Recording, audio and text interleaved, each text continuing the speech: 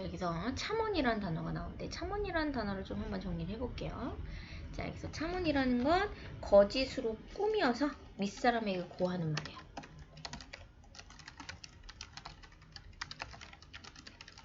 그죠? 그러니까 누가 거짓으로 꾸며서 너에게 말한 걸 거야. 그러나 성품은 본디 유순하니 이제 순한 사람이니까 너를 해치려는 의도가 전혀 없었을 거예요. 염려하지 마라. 이렇게 얘기를 하죠. 사실을 두둔하고 위로하고 있어요.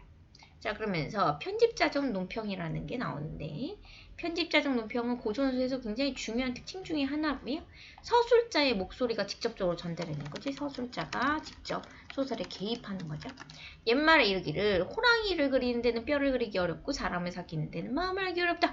사람의 마음을 아는 게 참 어려워 라고 했어요.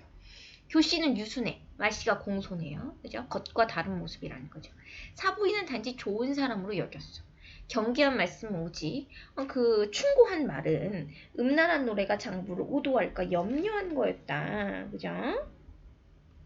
장부의 마음을 그릇된 오도. 자, 잘못된 길로 이끈다 이런 뜻이에요. 오도.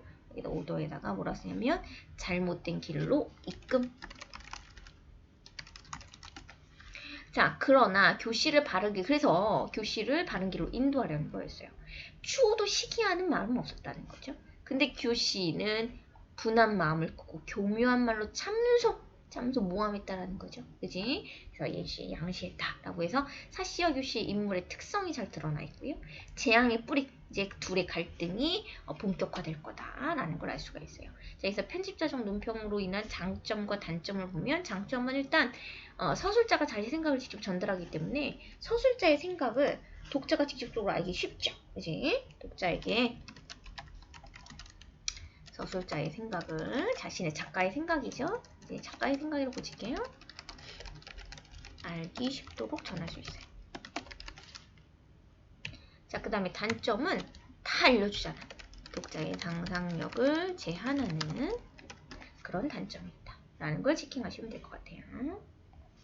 자, 어느 날 남매라는 거는 12종이에요. 교씨의 여종입니다. 심부름하는 사람들 얘기하는 거예요. 교씨의 시녀 쓰시면 되겠네요. 자, 방금 취향에 들으니 부인께서 회임하셨다. 임신을 했대요. 그죠? 깜짝 놀랐어요. 10년이나 지난 후에 비로소 잉태한다는 건 세상에서 드문 일이야. 월영이죠. 불순한 게 아니야. 라고 했죠. 그러면서 얘기하는 거야. 저 사람이 만약 아들을 낳기라도 한다면 나는 내 위치가 자연 무색해질 것이대. 그지? 내 위치가 위태로울 거다. 내 기능은 뭐였어? 아들을 낳아서 대를 잇는 거였는데 본부인이 아들을 낳아. 그지?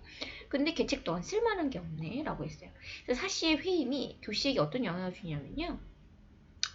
그 위기감을 느끼죠. 그죠? 위기감을 느끼고 보다 적극적으로 얘를 그 악한 마음, 그 악행을 저지르게 되는 계기가 되는 거죠. 교씨는 남매와 함께 은밀하게 음모를 꾸몄어요. 그래서 남매라는 사람은 이제 조력자죠. 조력자. 마침내 낙태를 만드는 그죠? 시녀였죠. 약을 사서 부인에게 복용하는 약을 몰래 넣었어요. 근데 부인이 그 약을 먹자마자 문득 구역질하여서 그대로 토해버렸어요. 그러니까 뭐냐면 음모가 실패했어요. 그죠?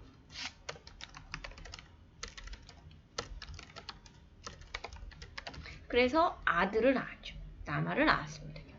그리고 한림, 그치 남편은 굉장히 큰매하고 그 아들의 이름을 이나라고 앞에서 전체 주거리에서 말했죠. 이 이름을 지었어요. 자, 이나가 점점 자라서 장주와 같은 장소에 함께 놀았는데 이나는 비록 어리긴 했지만 기상이 탁월해요. 그리고 장주가 한껏 잔주와 아름답기만 한 것과는 차이가 있었다. 그러니까 뛰어난 이나의 모습을 보면서 더 불안해지기 시작하는 거죠. 그러면서 한림이 남편이 밖으로 들어와서 상의도 없기 전에 먼저 이나를 먼저 안아요. 그러면서 이 아이의 이마에 골격이 기특하고 선인이라는 거는 이제 그 유한림의 아버지를 얘기하는 거죠.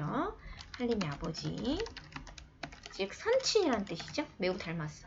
그래서 우리 가문을 더 번성하게 할 거야, 창성하게 할 거야 라고 하는 거죠. 그러면서 유모한테 각별히 잘 기르도록 하라 라고 얘기했죠. 그때 장주의 유모가 교씨에게 달려가서 이야기를 하기를 상공께서 유독 이나만을 어루만지며 장래를 촉망했다. 장지는 너의 아들은 장주를 못 본 채 하더니 그대로 지나갔다 하면서 막 슬프니까 더 근심해요. 왜 근심하냐면 자기의 위치가 위태롭잖아. 그죠? 그래서 장주와 자신의 심리에 대한 불안한 마음이 들겠죠. 내가 저 사람과 비교할 때 용모의 아름다움은 전혀 나은 것이 없다. 저 사람도 아름다워 사실도. 척첩의 분위에는 현격한 차이가 있어. 적자와 첩의 아들의 분수. 분이라는 건 뭐냐면 분이라는 거는 분수와 을이 이렇게 얘기하는 거예요. 분수. 나는 아들을 낳았고 저 사람에게는 아들이 없었지. 그래서 그나마 한림이 나를 예뻐했단 말이야. 내가 장부의 후대를 받을 수 있었던 거야. 후대.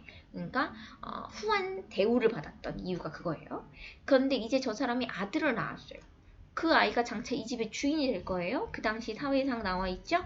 정실의 아들 적자죠. 적자가 가문의 대를 이어야 한다고 생각을 했다라는 거예요. 이제 내 아이는 어때요? 아무런 쓸데가 없게 될 것이 아니냐 라고 얘기했어요. 저 사람이 겉으로는 어진치 하고 있지만 화원에서 나를 책망한 일은 분명한 시기를 부린 거였어. 자, 하루아침에 나를 한림에게 참소한다면 한림이 평소 저를 믿고 있으니 응? 자, 내 신세를 염려하지 않을 수 있겠는가 라고 해서 지금 어떤 내용이냐면 아들, 적자인 이나를 이뻐하는 한림의 모습을 보면서 자신의 위치를 불안해하고 있는 모습이 잘 나타나 있는 소설입니다. 소설 전체적인 내용 이해가 뭐 이렇게 크게 어려운 소설은 아니거든요. 그러니까 한번 읽어보시면서 문학 독해 내용 풀어주시면 될 것 같아요.